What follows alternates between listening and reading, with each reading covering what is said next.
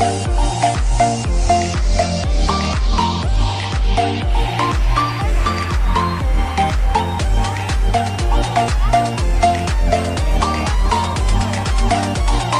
என்று இதை பார்க்கிறோம். கர்த்தருடைய பரிசுத்த நாமத்துக்கு ஸ்தோத்திரம். இதிலே தாவீது அவருடைய சத்துருக்களை குறித்து தேவனிடத்தில் தெரியப்படுத்துகிறார். எனக்கு விரோதமாய் எவ்வளவாய் பெருகி இருக்கிறார்கள் என்று சொல்லி அதில் எழுதுகிறதை வாசிக்கிறோம். கர்த்தருடைய பரிசுத்த நாமத்துக்கு ஸ்தோத்திரம். அது மாத்திரமல்ல, தேவனிடத்தில் அவனுக்கு ரட்சிப்பு இல்லை என்று சத்துருக்கள் சொல்லுகிறதை இதில் வாசிக்கிறோம். கர்த்தருடைய பரிசுத்த நாமத்துக்கு ஸ்தோத்திரம். ஆனாலும் தாவீதினுடைய வாழ்க்கையில் காணப்பட்ட ஒரே ஒரு விஷயம் என்னன்னா விசுவாசம். விசுவாசத்தினாலே நீதிமான் பிழைப்பான் என்கிற வார்த்தையை மாத்திரம் முடிச்சுட்டார். எத்தனை சத்துரு பெருகினாலும் தேவ பிள்ளைகளை பொறுத்த வரைக்கும் ஒன்றே ஒன்று தான், என்னது? விசுவாசத்தினாலே நீதிமான் பிழைப்பான். பின்வாங்கி போவானால் அவன் மேலே ஆத்துமா பிரியமாயிராது. இன்னைக்கு தேவன் சொல்றது என்னது? விசுவாசத்திலே நாம் என்ன செய்ய வேண்டும்? உறுதியாக இருக்க வேண்டும். சூழ்நிலைகளை பார்த்த உடனே நிறைய வேளைகளில் விசுவாசம் ஓடி போகிறது, கரைந்து போகிறது, மறைந்து கூட போயிடுது, சில நேரம் மறந்து கூட போயிடுது. விசுவாசம் என்ன ஆகுது?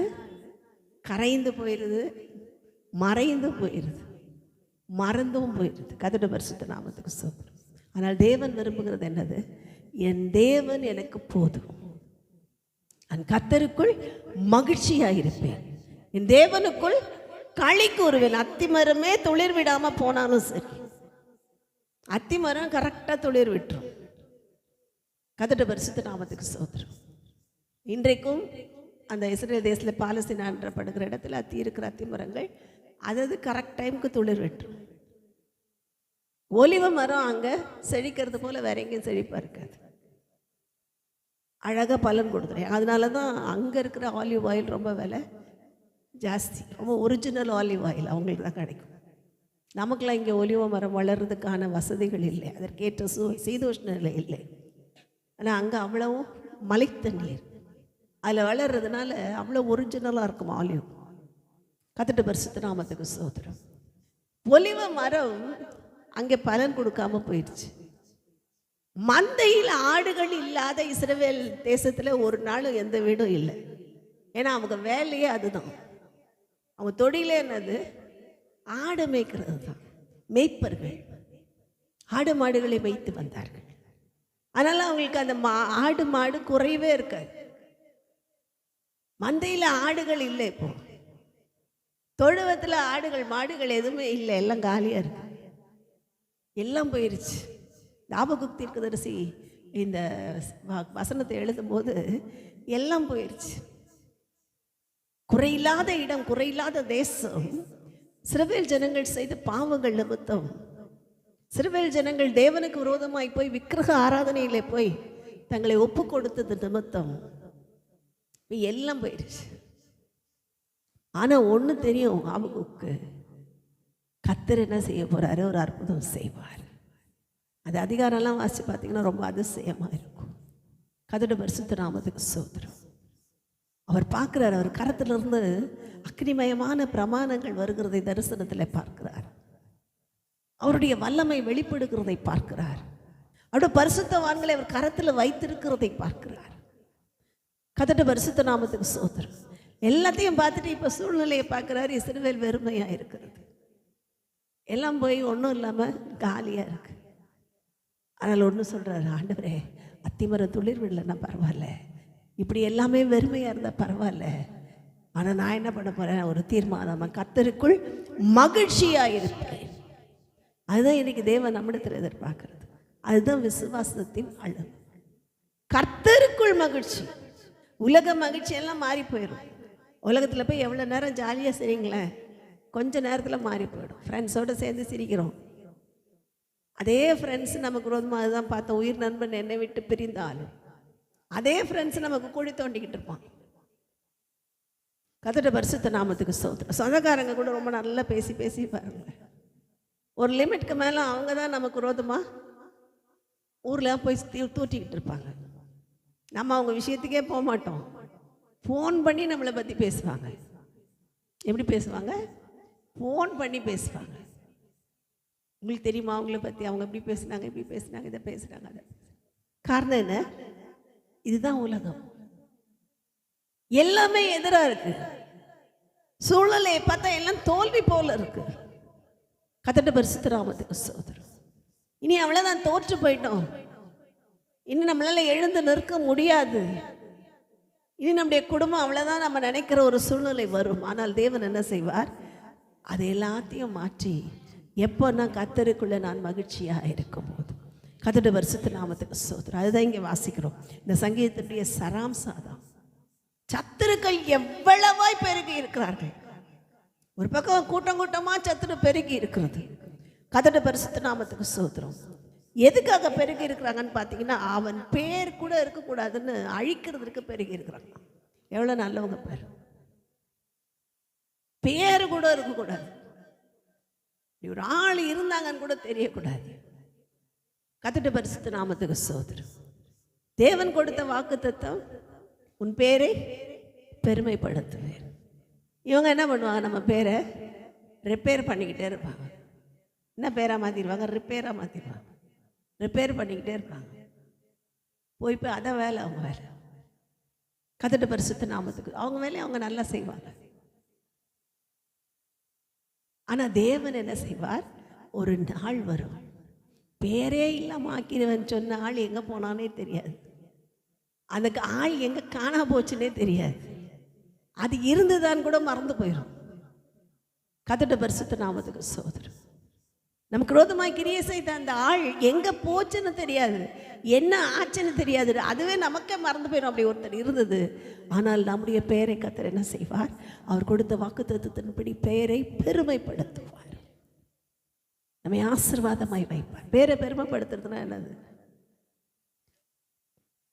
இன்னைக்கும் பேரை பெருமைப்படுத்துறதுன்னு சொன்னால், எத்தனையோ படிக்காத தாய் தகப்பனுடைய பிள்ளைகள் படித்து ஃபஸ்ட்டு வந்தோன்னா அந்த பிள்ளைங்க பேரால் என்ன ஆகும்? அப்பா அம்மாவுக்கு ஒரு பெருமை வந்து, எவ்வளோ கஷ்டப்பட்டாங்க. நீட்டில் ஒருத்தர் 780 வாங்கியிருக்கிறார், 800க்கு. அவ்வளோ மார்க்லாம் வாங்க முடியாது, அவ்வளோ ஹை மார்க் வாங்கியிருக்காரு. கிட்டத்தட்ட 99% கிட்ட வாங்கியிருக்காரு. நீட்டுங்கிறது அவ்வளோ டஃப்பாக இருக்கும். அதில் வாங்கியிருக்கிறாரு அந்த பையன். அவங்க அப்பா அம்மாவுக்கு எப்படி இருக்கும்? அவங்க படிக்காதவங்க, ரொம்ப வேலை கூட தெரியாது அவங்களுக்கு, கூலி தொழிலாளிகள். கஷ்டப்பட்டு படிக்க வச்சுருக்காங்க. நீட்டுக்கு படிக்கணும்னா எதுக்கோ சேர்த்து படிக்க வைக்கணும். எவ்வளோ ஆயிரங்கள் லட்சங்கள் செலவு பண்ணால் தான் நீட் எக்ஸாம் படிக்கவே முடியும். ஆனால் 780 98% கிட்டத்தட்ட வாங்கியிருக்காரு. கர்த்தருடைய பரிசுத்த நாமத்துக்கு ஸ்தோத்திரம். இப்படி அவர்கள் பெயர் எப்படி பெருமையாக்கப்படுகிறது?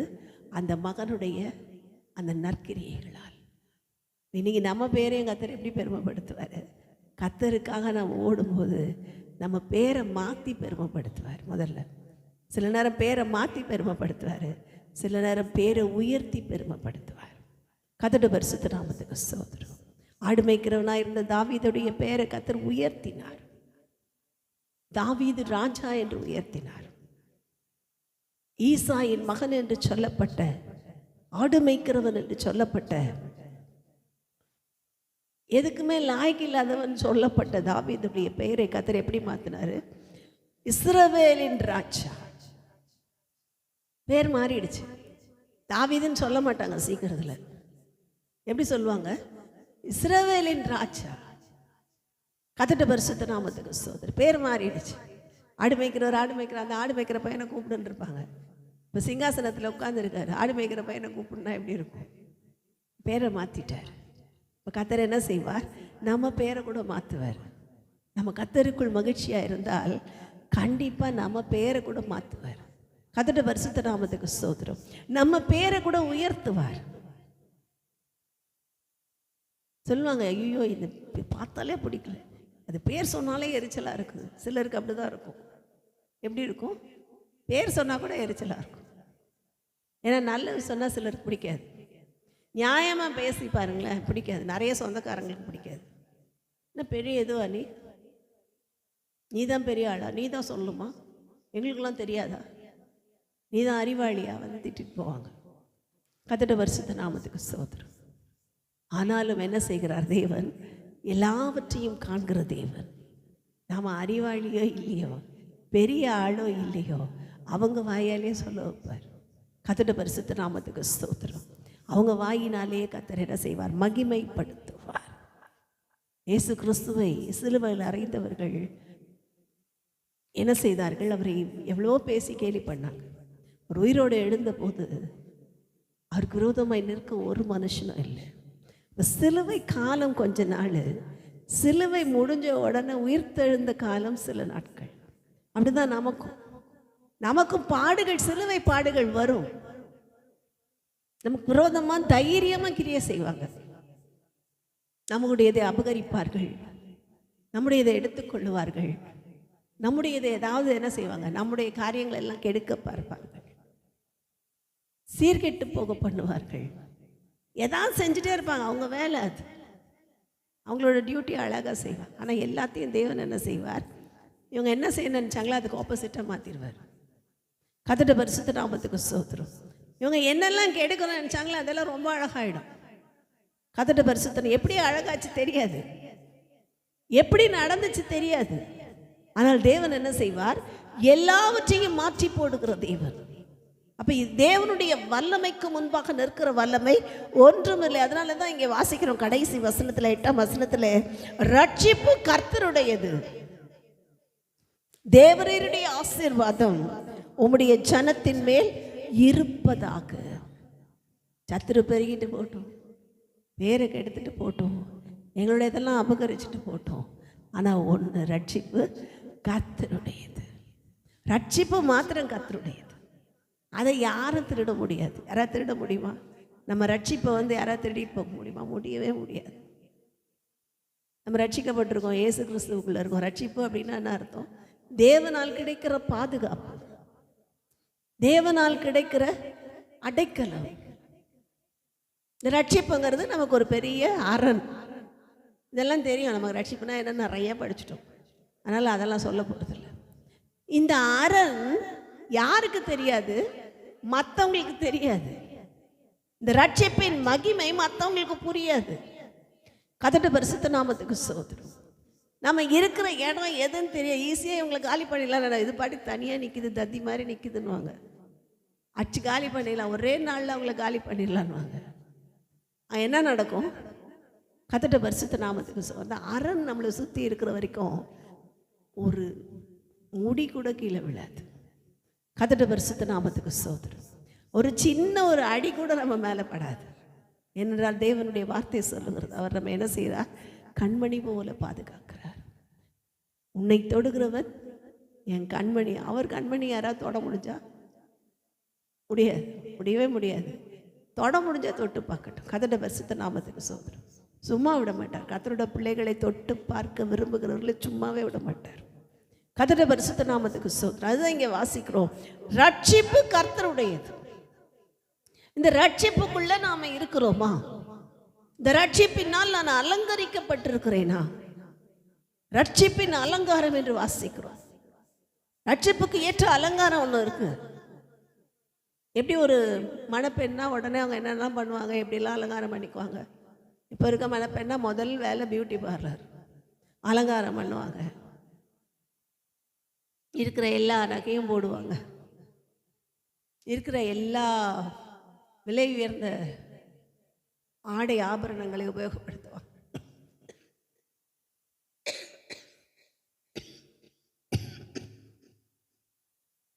இப்படி எல்லாம் போட்டு பண்ணி ரெடியாகி வர்றது தான் அலங்காரம். ஆனால் ரட்சிப்பின் அலங்காரங்கிறது இதெல்லாம் கிடையாது. ஆடை ஆபரணங்களால் வருகிறது அல்ல, ரட்சிப்பே நமக்கு அலங்காரமாக இருக்கும். கர்த்தருடைய பரிசுத்த நாமத்துக்கு ஸ்தோத்திரம். ரட்சிக்கப்பட்ட மனுஷன் போகும்போது மற்றவங்களெல்லாம் விட நம்மளை அலங்காரமாக வச்சிருப்பார். அதனுடைய மகிமை எப்படி இருக்குமா? ரட்சிப்பின் அலங்காரம். கர்த்தருடைய பரிசுத்த நாமத்துக்கு போகும்போதே தெரியும். நார்மலாக இருப்பாங்க, ரொம்ப சிம்பிளாக இருப்பாங்க. ஆனால் எப்படி இருக்கும்? அவங்க ஏதோ அலங்காரமாக இருக்கிற மாதிரி இருக்கும். கர்த்தருடைய பரிசுத்த நாமத்துக்கு ஸ்தோத்திரம். எங்கே இருந்து இந்த அலங்காரம்? தேவன் வைத்திருக்கிற அந்த ரட்சிப்பு. பேசுறதுல ஒரு அலங்காரம் இருக்கும், நடையில ஒரு அலங்காரம் இருக்கும், அவங்க செய்கிற செய்கைகளில் ஒரு அலங்காரம் இருக்கும். எல்லாமே அலங்காரமாக இருக்கும். கர்த்தருடைய பரிசுத்த நாமத்துக்கு ஸ்தோத்திரம். அதை இப்போ நான் எடுக்கல, டைம் ஆயிரும்.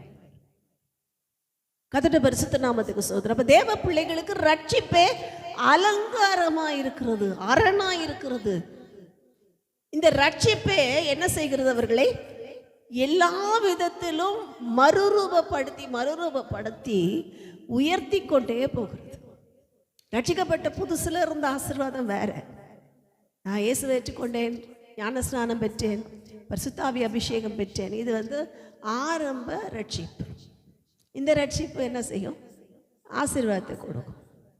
வளர வளர வளர வளர வேதம் சொல்லுகிறது, இந்த ரட்சிப்பு எப்போ வரைக்கும் கிரியை செய்யும், எப்போ வரைக்கும் வளரும், எப்போ வரைக்கும் பூரணப்படும் அப்படின்னா பேதுரு சொல்லி கொடுக்கிறார், கடைசி காலத்தில் ஆயத்தமாக்கப்பட்டிருக்கிற ரட்சிப்புக்கு ஏதுவாக காக்கப்பட்டிருக்கிற உங்களுக்கு அந்த சுதந்திரம் பரலோகத்தில் வைக்கப்பட்டிருக்கிறது. பேதுரு அழகா எழுதுறார், கடைசி காலத்துல ஒரு ரட்சிப்பை ஆயத்தப்படுத்தி வைத்திருக்கிறார். அப்படின்னா என்ன அர்த்தம்? கடைசி காலத்துல ரட்சிப்பு வெளிப்பட வேண்டும். ஏதோ நான் ஸ்நானம் எடுத்தேன், பரிசுத்த அபிஷேகம் பெற்றேன், அந்நிய பாஷை பேசுறேன், அதோட முடிஞ்சு போச்சு, சபைக்கு போறேன், ஓகே நான் ரட்சிக்கப்பட்டேன். இல்லை இல்லை இல்லை, ரட்சிப்பை என்ன செய்யணுமா? அலங்காரமாய் மாற வேண்டும். இந்த ரட்சிப்பை நமக்கு அரணாய் மாற வேண்டும். இந்த ரட்சிப்பை நமக்கு ஆடையாய் மாற வேண்டும். கர்த்தருடைய பரிசுத்த நாமத்துக்கு ஸ்தோத்திரம். இந்த ரட்சிப்பை நமக்கு எல்லா ஆசீர்வாதத்தையும் கொடுக்க வேண்டும். அப்புறம் என்ன பண்ணும்? ரட்சிப்பிலே நான் இன்னும் பூரணப்பட்டு கொண்டே போக வேண்டும். அது எப்படி பூரணப்பட முடியும்? அதில் அவரே சொல்லி கொடுக்குறாரு, அழிந்து போகிற பொன் அக்கினியினாலே சோதிக்கப்படுகிறது போல அதை பார்க்கிலும் விலையேற பெற்ற உங்கள் விசுவாசம் எதனால சோதிக்கப்படுகிறது? வாசிங்க சிஸ்டர்.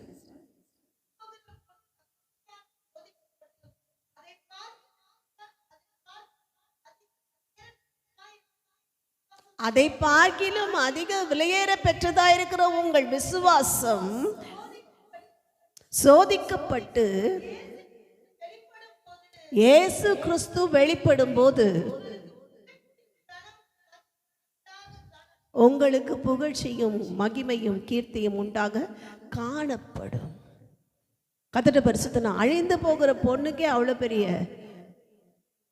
அவ்வளோ சுத்திகரிப்பு வேண்டியது என்றால் அதை பார்க்கிலும் விலையேற பெற்ற விசுவாசம்.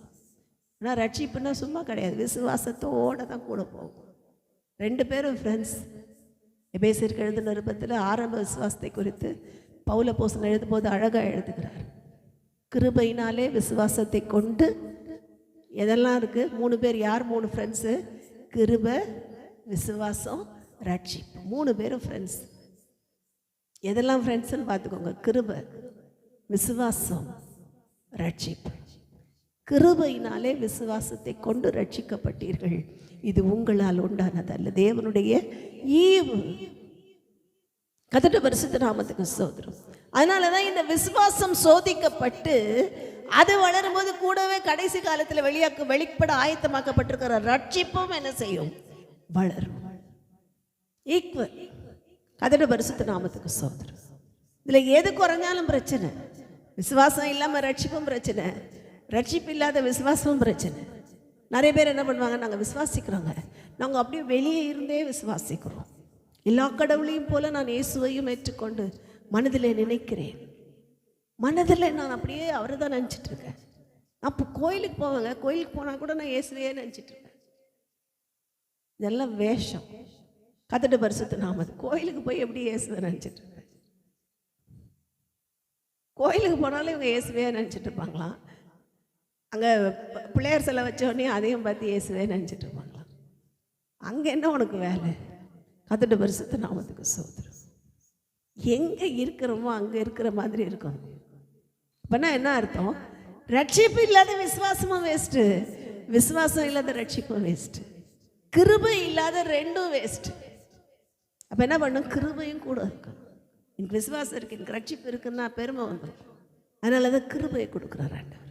கர்த்தருடைய பரிசுத்த நாமத்துக்கு சபை. 3 இன்றைக்கு ஆவியானவர், நான் எதையோ எடுத்துகிட்டு வரல, ஆவியானவர் பேசியிருக்கிறார். இந்த 3 ஒன்றுக்கொன்று இசைந்து நம்முடைய வாழ்க்கையில கிரியை செய்ய கடைசி காலத்தில் ஆயத்தமாக்கப்பட்டிருக்கிற அந்த ரட்சிப்புக்கு நாம் நம்மை ஒப்பு கொடுக்கும் போது வேதத்தில் வாசிக்கிறது போல் நமக்கு விரோதமாக எவ்வளவு சத்துரு பெருகுனா பெருகட்டும். நமக்கு விரோதமாக நமக்கு பிரார்த்தனை பண்ணுகிறவர்கள் கிளம்புனா கிளம்பட்டும். நமக்கு விரோதமாக பேசுகிறவங்க ஒரு பக்கம் தூற்றி திரிந்தால் தூட்டி திரியட்டும். அவங்க தூற்றி திரியதான் நமக்கு ஆசீர்வாதமாக மாறிடும். அவங்க பேசுகிறாங்களே அதுவே நமக்கு ஆசீர்வாதமாக மாறிடும். அதெல்லாம் பார்த்து கவலைப்படாதீங்க. நமக்கு வேண்டியது இது 3. ஆண்டவரே கிருபையை தாங்க, விசுவாசத்தை தாங்க, ரட்சிப்பின் பூரணத்தை தாங்க, எங்களை ஆசீர்வதிங்க என்று ஒப்பு கொடுப்போம். கர்த்தர் நம்மை ஆசீர்வதிப்பாராக. ஆமென்.